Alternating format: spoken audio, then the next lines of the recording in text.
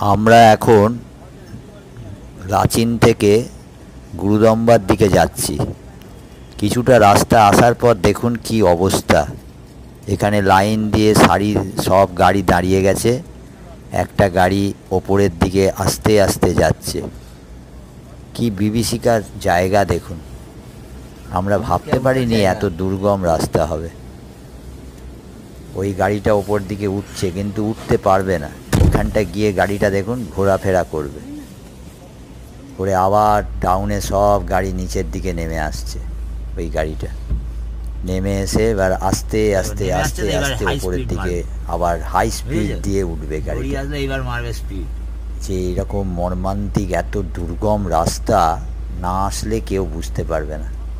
আমরা সকালবেলা লাচিনের হোটেল থেকে গুরুদম্বার উদ্দেশ্যে রওনা দিয়েছি। দেখুন কি হয়ে গেছে রাস্তাটার হাল।